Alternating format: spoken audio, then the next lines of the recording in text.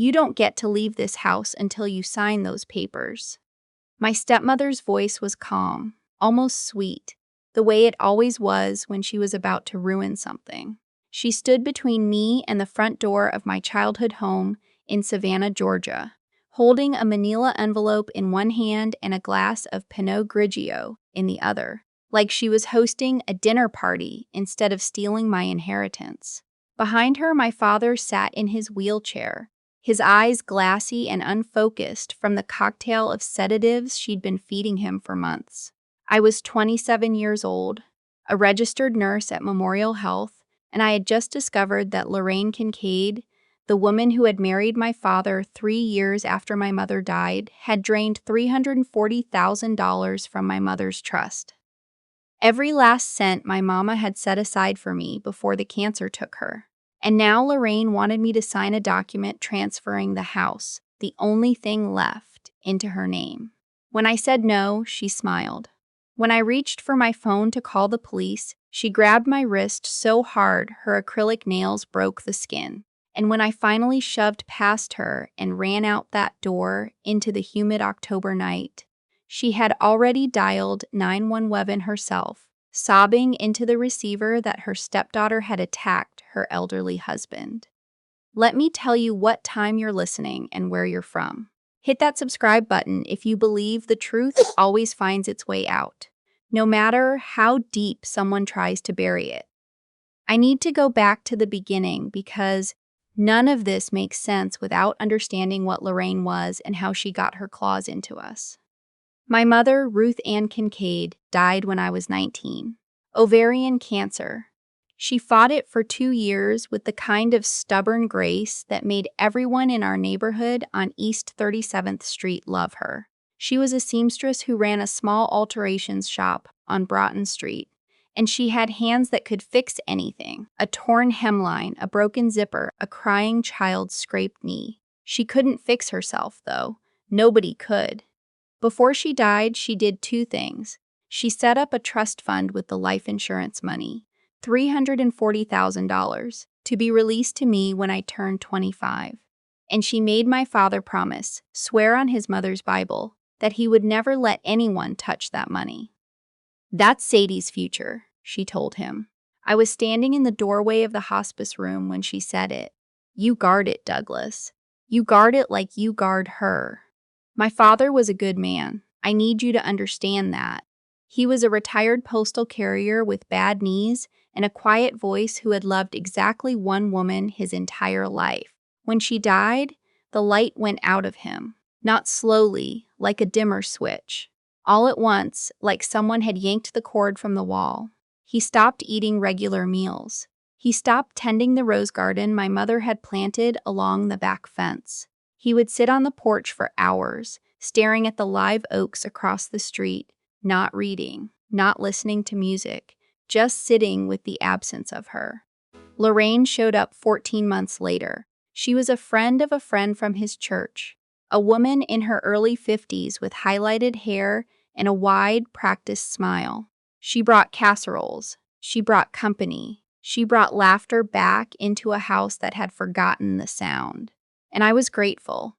I was 20 years old in my second year of nursing school at Armstrong State, working double shifts at a diner on Victory Drive. And I was drowning in my own grief while trying to keep my father from drowning in his. Lorraine felt like a rescue boat. They married 6 months after they met. I was the maid of honor. I wore a lavender dress my mother would have hated, and I smiled for every photograph because my father was smiling again, and that was all that mattered. The first sign was small, so small I almost missed it. 3 weeks after the wedding, I came home to find my mother's sewing machine gone from the spare room. Lorraine had moved it to the garage. "It was taking up space, sweetheart," she said, her hand on my arm, her voice dripping with manufactured warmth. "Your daddy and I need a proper guest room." I looked at my father. He was watching a Braves game on TV, his expression blank. He didn't say a word. Then the alteration shop closed. Lorraine convinced my father that the lease was too expensive, that the shop was losing money. It wasn't. I had seen the books. But my father signed the termination papers, because Lorraine told him to.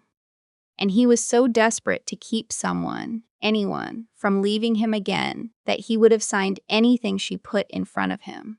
By the time I graduated nursing school and moved into a small apartment near the hospital, the transformation was nearly complete. Lorraine had repainted every room in the house, replacing my mother's warm yellows and soft greens with sterile grays and cold whites.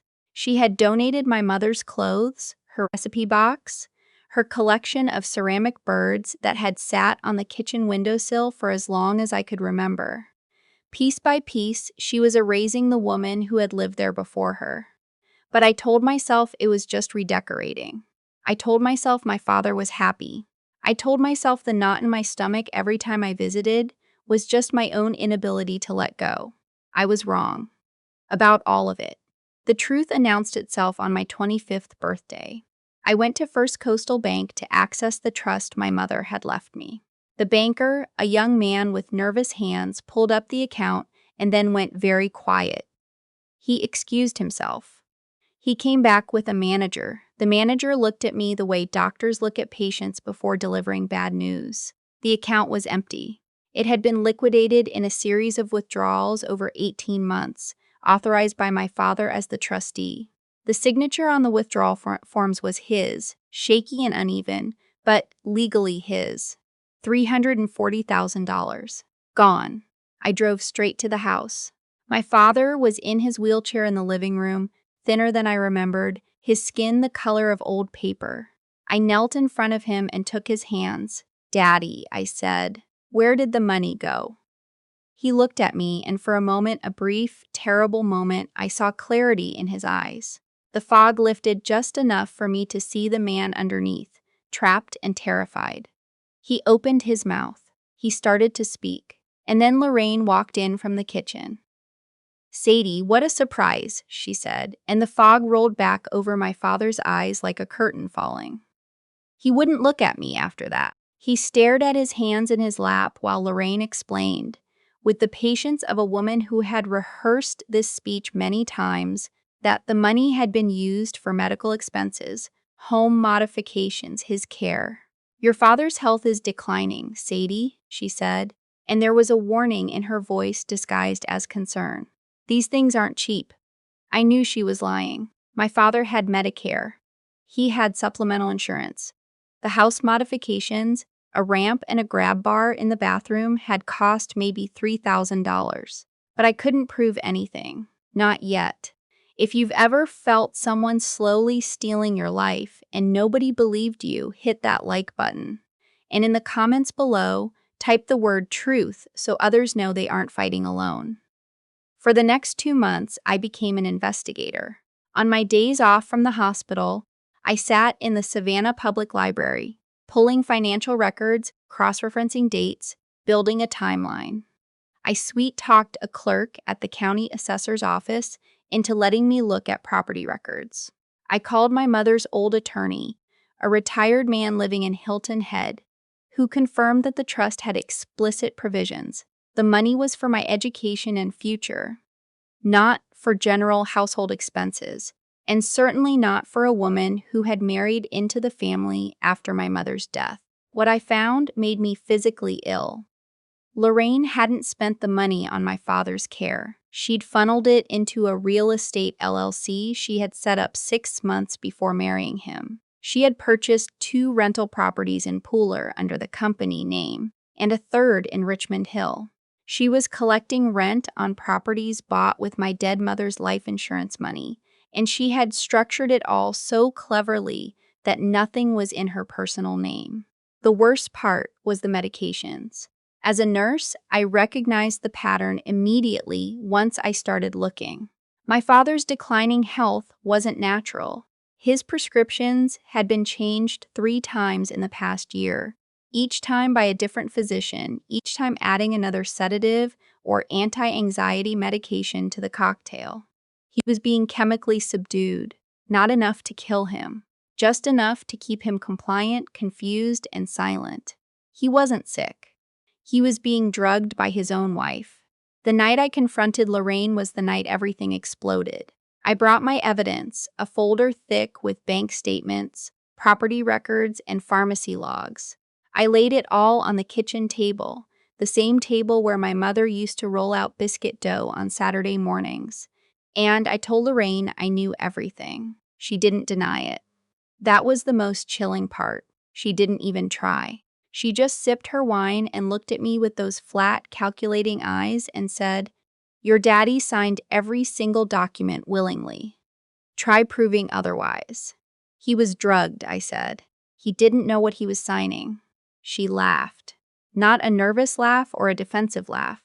A genuine, delighted laugh, like I'd told her something amusing. "Drugged? He's an elderly man with anxiety and depression. His doctors prescribed those medications. Are you going to tell a judge that 3 licensed physicians conspired with me?" That's when she pulled out the manila envelope, a quitclaim deed for the house. She wanted me to sign it over to her in exchange for, as she put it, keeping this whole mess private. "Sign it, Sadie. Walk away. Start fresh. You're young." I told her no. I told her I was going to the police. And the mask came off. She moved so fast I didn't see it coming. She grabbed my wrist, yanked me toward her, her nails cutting into my skin. With her other hand, she swept my entire evidence folder off the table. Papers scattered across the kitchen floor. "You ungrateful little parasite," she hissed, her face inches from mine. "I kept that man alive. I bathed him, fed him, sat with him while he cried for your dead mother every single night. You think anyone in this town is going to take your side over mine?" I pulled free. I shoved her, not hard, just enough to break her grip, and I ran for the door. Behind me, I heard her voice shift instantly from rage to something far more dangerous: victimhood. She was already on the phone. "Please, please help me. My stepdaughter just attacked my husband. He's in a wheelchair. Please hurry." The Oscar-worthy sob in her voice made my blood run cold. She wasn't just protecting herself. She was laying a trap, and I had just walked straight into it. I drove without thinking. My hands were shaking so badly I could barely keep the wheels straight. I pulled into the parking lot of Forsyth Park, killed the engine, and sat there in the dark, trying to breathe. My wrist was bleeding where her nails had dug in. My evidence folder was scattered across Lorraine's kitchen floor. And somewhere behind me, police were heading to that house, where a weeping woman and a sedated old man in a wheelchair would tell them whatever story she had scripted. I had nothing. No evidence. No witness. No one who would believe me over the devoted wife who had nursed her ailing husband for 3 years. That's when I noticed the man on the bench. He was sitting under the old fountain, a man in his 70s with deep brown skin and a neatly trimmed white beard, wearing a corduroy jacket despite the warm night. He sat perfectly still, his hands resting on the handle of a white cane. He was blind. The bitter irony almost crushed me. The one person in this empty park, and he couldn't even see me falling apart. But something about his stillness drew me in. He sat the way people sit when they have made peace with silence, when they have learned to listen to the world instead of watching it. I don't know why I spoke. Maybe because I knew he couldn't see the blood on my wrist, couldn't see the mascara smeared across my face, couldn't see the pathetic wreck I had become. Talking to a stranger in the dark felt safer than talking to anyone who could look at me with pity. "I'm sorry to bother you," I said, and my voice cracked on the last word. He turned his head toward me. His eyes were clouded, a pale milky gray, but his expression was sharp, attentive. "You're not bothering me," he said. His voice was deep, unhurried, the kind of voice that had spent decades commanding rooms. "But you are bleeding. I can smell it." I looked at my wrist, startled. "How did you—" "Iron," he said simply. "Blood smells like iron. Sit down, tell me." So I sat on that bench in Forsyth Park and I told a blind stranger everything. I told him about my mother's trust, about Lorraine, about the medications, about the properties, about the papers scattered across the kitchen floor, about the 911 call. I talked for 20 minutes without stopping, and he didn't interrupt once. He just listened with his whole body, his head slightly tilted, his hands still on his cane, absorbing every word the way dry earth absorbs rain. When I finished, the silence stretched between us. Then he spoke. The properties in the LLC. You said Pooler and Richmond Hill. Were they purchased with cashier's checks or wire transfers? I blinked. Wire transfers. From the trust account. I saw the records at the bank. He nodded slowly. And the physicians who changed your father's medications. Were they all within the same health network? No, I said, a chill running through me. 3 different practices. She kept switching. Doctors shopping, he said, and there was something cold and precise in his voice. To avoid pattern detection in the prescription monitoring database. That's not amateur work. That's someone who has done this before. I stared at him. How do you know all this? He reached into the inside pocket of his corduroy jacket and pulled out a leather card case. He held it out to me. I opened it with trembling fingers. The card read, The Honorable Malcolm J. Ashford, Senior Judge, United States Court of Appeals, 11th Circuit. I stopped breathing. A federal appellate judge. Not just any judge. A senior judge on the circuit that covered Georgia, Florida, and Alabama. The man sitting next to me on a park bench in the dark, listening to my unraveling life, was one of the most powerful judicial figures in the southeastern United States. I'm retired from active caseload, he said quietly. Took senior status 4 years ago after I lost my sight. Macular degeneration. But I still sit on panels when they need me, and I still know every prosecutor, defense attorney, and investigator worth a damn in this state. He paused, then turned his face toward me with an expression that was no longer gentle. It was fierce. Your stepmother isn't just a thief, Sadie. What you're describing, the financial exploitation, the chemical restraint, the isolation of a vulnerable adult, those are felonies. And the 911 call she just made?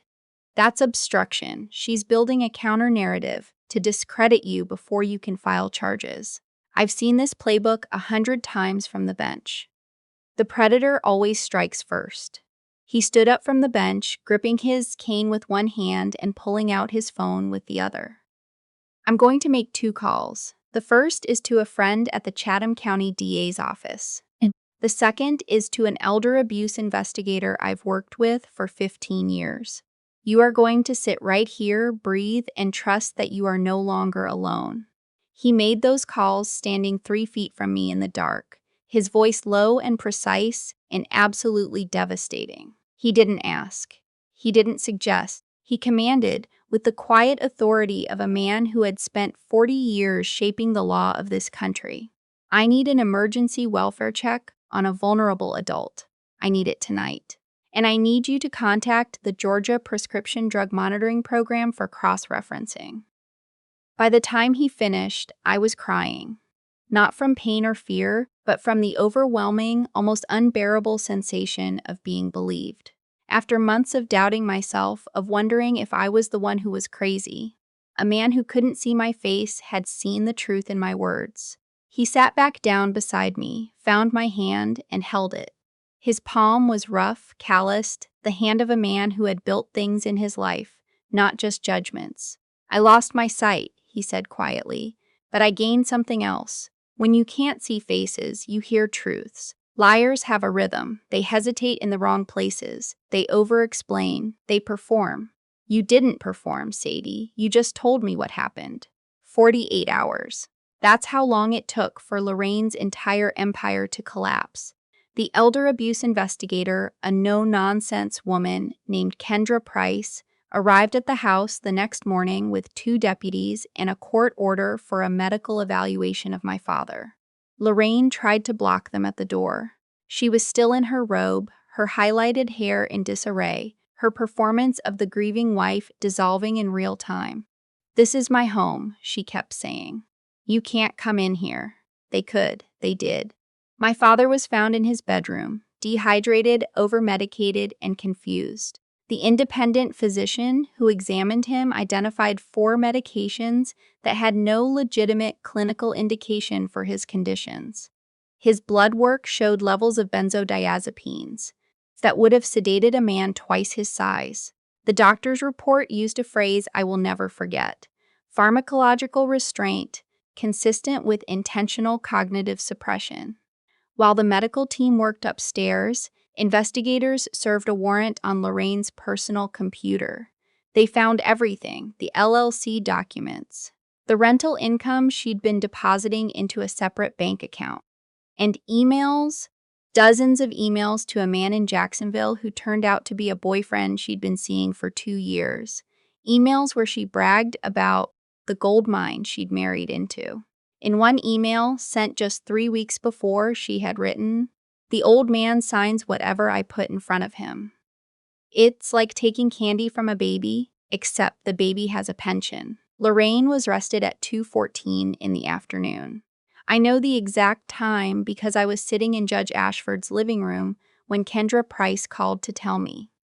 It was a modest house in Ardsley Park, filled with books in Braille and the faint smell of pipe tobacco. He had insisted I stay there instead of a hotel in his guest room, with his housekeeper checking on me every few hours. "A soldier doesn't recover in the field," he'd told me. "They recover at a base." The charges were stacked so high they read like a law school exam: financial exploitation of an elderly person, aggravated identity fraud, forgery, reckless conduct, and the one that carried the most weight, criminal elder abuse in the first degree. But Lorraine didn't go quietly.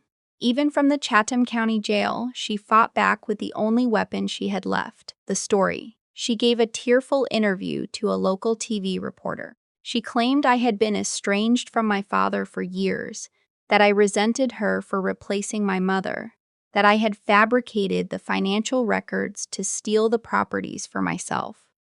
She painted herself as a devoted caregiver destroyed by a jealous, vindictive stepdaughter. I watched the interview on my phone, sitting on Judge Ashford's back porch, and felt the ground tilt under my feet. She was good. She was terrifyingly good. The tears looked real.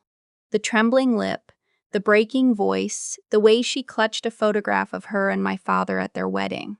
For a moment, even I almost believed her. Judge Ashford sat across from me, his milky eyes aimed somewhere past my shoulder. "Turn it off," he said. "But she's performing for an audience of one, the jury. Everything she does from this point on is a pre-trial strategy. Ignore the theater. Trust the evidence." He was right. The evidence was a fortress, but we still needed one thing to make it unassailable. We needed my father to speak. His doctors had begun tapering him off the medications, a slow, careful process that took weeks. The withdrawal was brutal. He had tremors, nightmares, episodes of confusion where he didn't recognize me. There were days I sat beside his bed at the rehabilitation center and held his hand and wondered if Lorraine had done permanent damage, if the father I remembered was gone forever, dissolved by the chemicals she had poured into him. But on day 19, I walked into his room and he looked at me, really looked at me, and said my name. Not Sadie, he said Bug. The nickname my mother had given me when I was 4 because I used to chase fireflies in the backyard every summer evening. "Bug," he said, and his voice cracked. "I'm so sorry. I couldn't think straight. Everything was fog. She kept telling me you didn't want to see me anymore. She said you were ashamed of me." I climbed into that narrow hospital bed and held my father, and we cried together for an hour. It was the first honest conversation we'd had in 3 years. He was frail, confused, and frightened, but he was there. He was back. He gave his deposition 2 weeks later, with a court-appointed advocate by his side. His voice was thin and halting, but his words were clear enough to bury Lorraine 10 times over. He described how she had isolated him, how she intercepted my phone calls, how she told him I had moved to another state and changed my number. He described the pills, how she would crush them into his evening oatmeal, how the world would go soft and blurry and compliant. He described signing documents he couldn't read, his hand guided by hers. "She told me it was for the house taxes," he whispered. "She told me if I didn't sign, we'd lose the house, Ruth Ann's house." His voice broke on my mother's name. I thought I was protecting it. I thought I was keeping my promise. The trial lasted 4 days. I sat in the front row of the Chatham County Superior Court every single morning, dressed in the navy blue dress my mother had made for my nursing school graduation. Judge Ashford sat beside me, his cane between his knees, his presence a silent declaration that this woman had picked a fight with the wrong family. Lorraine's defense attorney tried every angle. He argued that my father was cognitively impaired before the marriage, that Lorraine had legitimate authority over the finances, that the medications were properly prescribed. He tried to paint me as an absent daughter who only showed up when there was money to claim. The prosecutor, a sharp young woman from the DA's Elder Abuse Unit, dismantled each argument with surgical precision. She played the emails. She presented the pharmacy records showing Lorraine had picked up prescriptions from 3 different pharmacies in 3 different counties, a textbook doctor shopping pattern. She called a forensic accountant who traced every dollar from my mother's trust into Lorraine's LLC and out the other side into her personal spending. Designer handbags, a leased Mercedes, flights to Jacksonville to visit the boyfriend. But the moment that sealed it, the moment I will carry with me for the rest of my life, came when my father took the stand. He was in his wheelchair, pushed to the witness box by the court advocate. He looked so small, so fragile under those fluorescent lights. Lorraine sat at the defense table, her face carefully arranged into an expression of wounded love.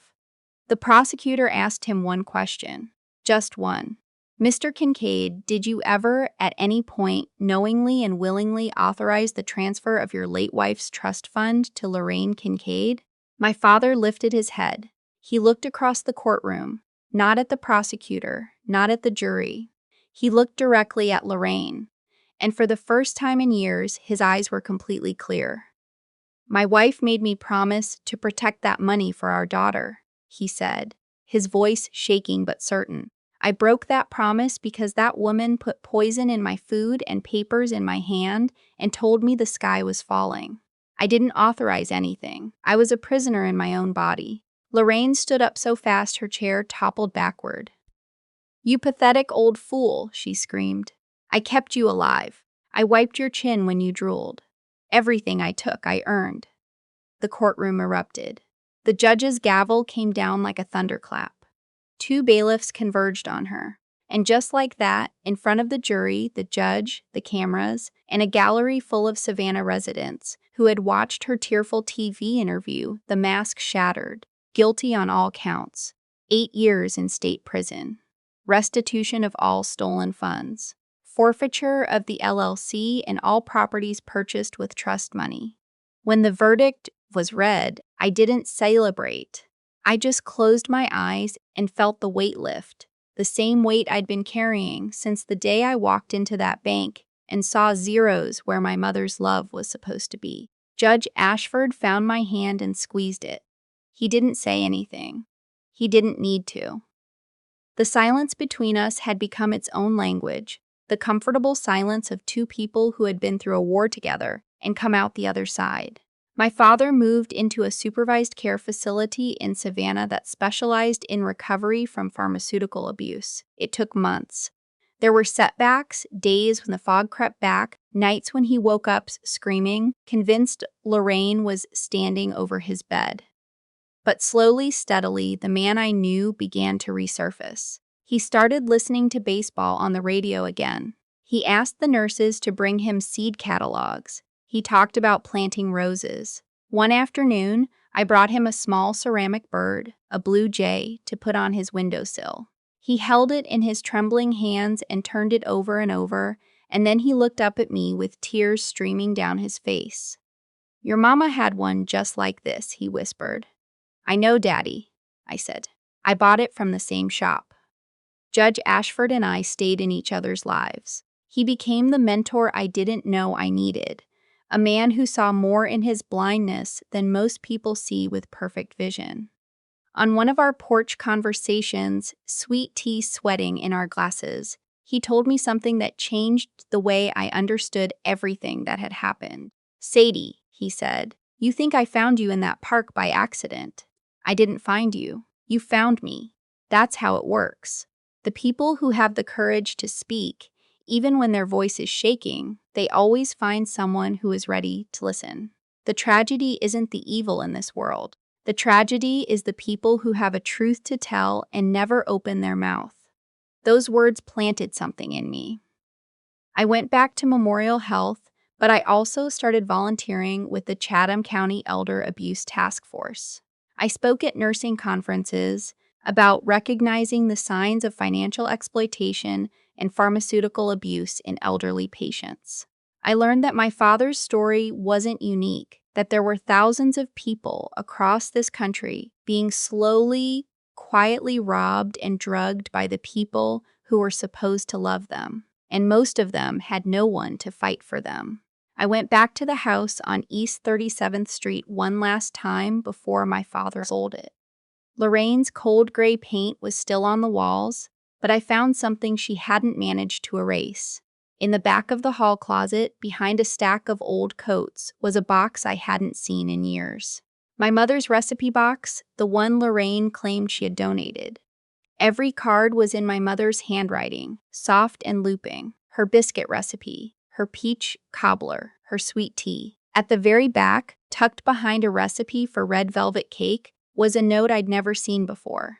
It was addressed to me. "Sadie Bug, if you're reading this, it means you went looking, and that means you're already stronger than you know. Don't let anybody dim your light, baby girl, and don't you ever stop chasing fireflies." I stood in that empty hallway and cried until I couldn't breathe. And then I did something I hadn't done since I was 19 years old. I started laughing, because my mother, even from beyond the grave, had found a way to remind me who I was. That's my story. It doesn't end with a gavel or a verdict. It ends with a choice. Every single day, I choose to speak when silence would be easier. I choose to look when turning away would be safer. I choose to fight for the people who can't fight for themselves, the way a blind judge fought for me on the worst night of my life. If this story reached you, tell me in the comments about someone who believed in you when the world went dark. And if you know an elderly person living with someone who controls their money, their medications, or their contact with the outside world, don't look away. Be the person who sits on the bench and listens. You don't need a title or a robe or a gavel. You just need the courage to say, "Tell me what happened." That's where every fight for justice begins.